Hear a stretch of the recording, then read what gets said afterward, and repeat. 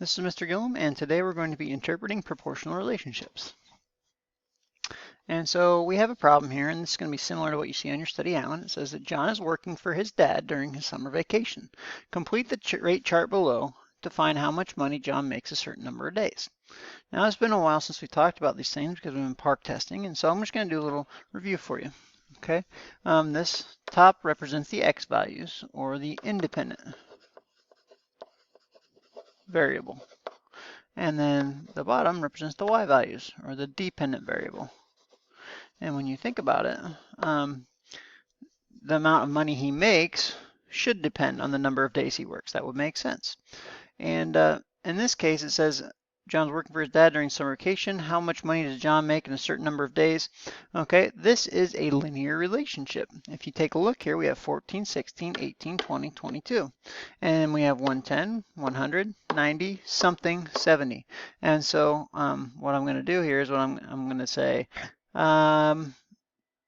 this is very similar to the packet that we did where we're trying to find the linear pattern. If I follow the pattern, 70, 80 would make sense. 90, 100, 110. So I'm going to say that he makes $80 in 16 days. All right. Now we could also tell, and this is just a good review, if this is a proportional relationship. So let's take a look at the numbers and say 70 over 14, and we can compare 80 to 16, and we can compare 90 to 18, 100 to 20, and 110 to 22. If we compare the y compared to the x and it matches on every single data set, then we know that it is a proportional relationship. Well, I know that 14 times 5 would be 70, so that would be 5 over 1. I know 16 times 5 is 80, so that would be 5 over 1. 18 times 5 is 90, so 5 over 1. 20 goes into 100 5 times, and 22 goes into 110 5 times. So not only is this linear, but it's also proportional because the ratio of y to x is the same in every set of values. Okay, so that's just a little review. So it would also be, I know it doesn't ask this, but it would be proportional as well as linear. Okay. And so just make sure we answer the question. It does say find how much money John makes in a certain number of days. We can do that. In fact, if we followed this linear pattern, we could probably figure out how much he makes in 24 days, 120. And so it's just basically this is just trending. It's a line. It's going to continue at the same rate. In this problem, it says that Maria and Ming start at the same point and drive in opposite directions. Let's start with drawing a picture for this one. So they're starting at the same point, they're driving in opposite directions. One's going that way, one's going that way. And it says Maria drives 23 miles per hour and Ming drives 35 miles per hour. How far apart will they be in 3 hours? Oh, well, we've done some whiteboard warm-up questions similar to this. If we say that Maria is here and Ming is here, and Maria is going 23 miles per hour. After 1 hour, she is 23 miles away from where they started. And Ming, after 1 hour, is 35 miles from where they started.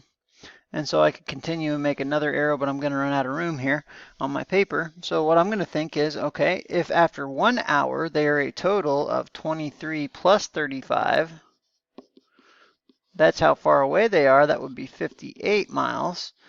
That's after 1 hour. That would be called the unit rate. After 3 hours, I would just have to multiply that by 3. Because I want to know how much for 3 hours. So 1 hour is 58. I could do 58 plus 58 plus 58. Or I could just take 58 times 3. So in this case, 174 miles apart.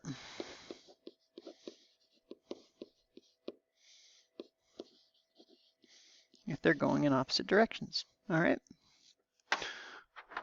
And then finally, I have this type of question as well. It says the table shows the length of 4 tracks on an album and the total number of beats in that song.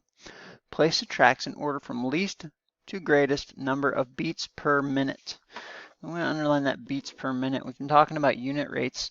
So if I want beats per minute, I want to compare beats to the minutes. So 332 to 344.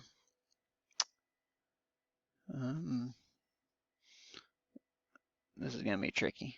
So let's do this. We're going to 332, 387, 365, and 328. And because we have another ratio here of minutes to seconds, I think what I'm going to do is I'm going to change each of these into total number of seconds. So 3 minutes is actually 60 seconds per minute. That's 180 seconds. 180 for the 3, and then plus the 44. So I know really this is 224 seconds. So I'm going to compare 332 to 224. And I'm going to do the same thing. I know that 4 minutes is 60 seconds per minute, so that's really 240 seconds plus the 36 seconds here. That makes 276 seconds altogether.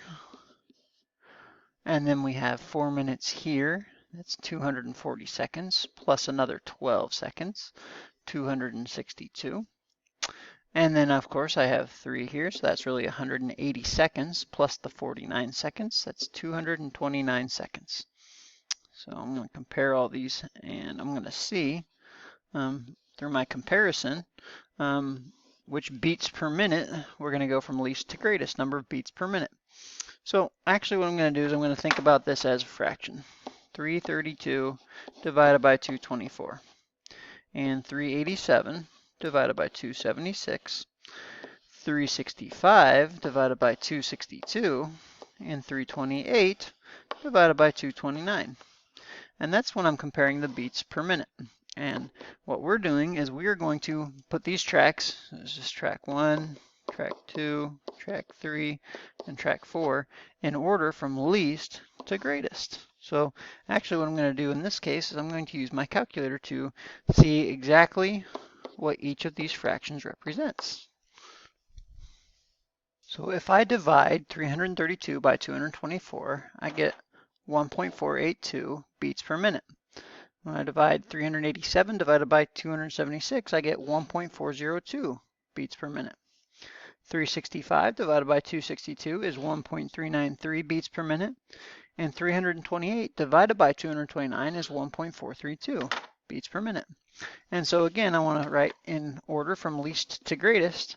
I see that the smallest would be track 3. So track 3. And then, so he's out, okay. And then the next smallest would be track 2. Then the next smallest would be track 4. And then track 1. All right, and so now we put the tracks in order from least to greatest, determined by the number of beats per minute. And remember that word per is going to tell you which way to compare the two numbers or the two values. All right, so that's it for right now. These should be helpful to you on your study island that we're going to work on today.